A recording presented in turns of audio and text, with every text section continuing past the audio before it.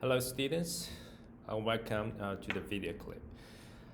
In this video clip, we'll practice what the tax deductible effect is in comparison between the bond and the preferred stock. Okay, if you are a common stockholders of both company A and B, which financing method of the firm is better for you? So as you can see that the company A has the bond financing except for the other common stock, the issuance. So $1 million bond with 8% interest every year.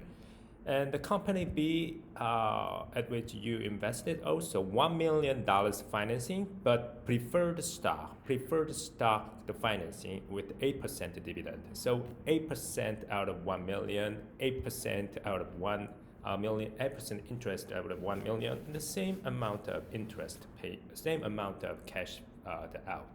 But what would be the best finance method for the perspective of shareholders? This company A and B also have the sales amount on 1 million and the cost of goods sold exactly same. The structure of a business, operating expense, the same amount. Earnings before interest, tax, depreciation, amortization. We use this terminology in finance rather than just operating income to see what is the actual tax, interest, depreciation, amortization. At the end of the day, in finance, we'll extract only the cash flows by adding back the depreciation, amortization. That's why we classify this operating income as the earnings before tax and depreciation and amortization, EBITDA. So anyway, we have the same EBITDA between A and B company. Depreciation also same. So after subtracting this depreciation and amortization, EBIT, the earnings before interest and tax, also $300,000, same. Now let's apply the interest expense on the company A. So $1 million is the financing of bond times 8%. Oh, I have to put the negative because expense. So $80,000 is the interest expense, right? Interest expense. And then earnings before tax after subtracting interest, EBT is, now we got 220. Then let's calculate the tax amount from this. 40%, then $88,000 in tax. So the net income after tax is $132,000. Now, company A doesn't have the preferred stock dividend because the dividend subtraction is after the net income. Net income is the source of the dividend. So we do not subtract this dividend before tax. There's no any the dividend expense before tax. So after tax net income is the money source of the stock distribution, stock dividend distribution. So the preferred stock dividend definitely has the priority to the common stock, the dividend distribution. So it's 0 because the company A doesn't have the preferred stock financing. So net income available for stock, the common stock. So because you are the common stock shareholders. So how much is that? Right. So 132,000 is you're available for the common shares. So if a company distributes $132,000 in full amount of the dividend, and then you will get this full amount of the dividend as a common stockholders. But maybe it's a sum of part. Anyway, the number of shares outstanding, let's say, is 2,000 shares. So the earnings per share, one share produces earnings $66. That is the benefit, the last benefit to the shareholders, the common stock shareholders.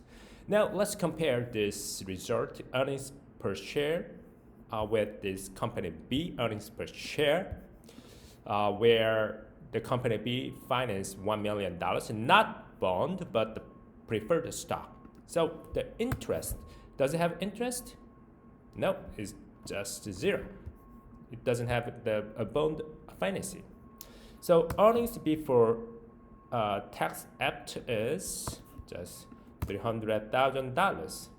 So how much is the tax amount? Now the taxable income, which is earnings before tax, is now 40%. So 120. Do you see the tax amount is way bigger than the tax amount in the company A that has the 1 million bond? Because there's no interest. There's no interest in the company B, which means that the company B lose the tax deductible effect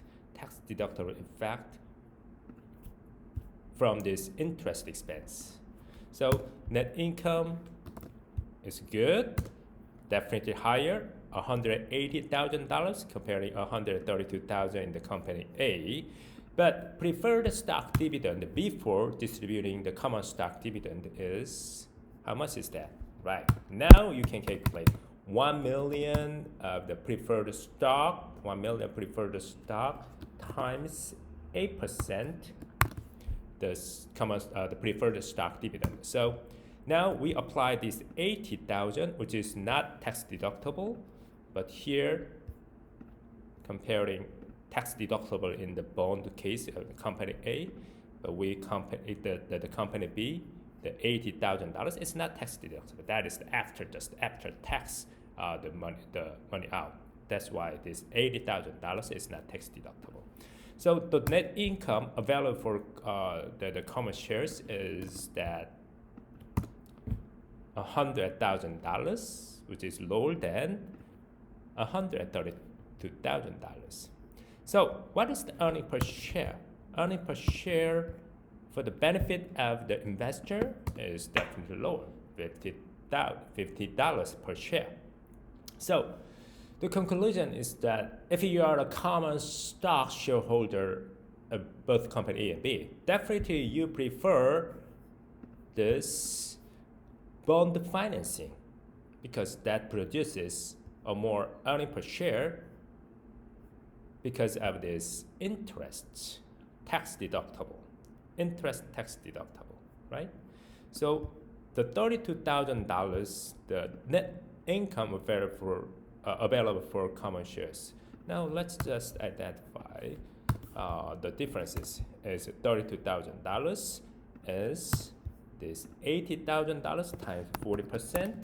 So okay, we reduce this $32,000 in the tax amount by reducing this earnings before tax from the interest expense. That is the exact amount toward the benefit toward the net income available for shareholders, $32,000.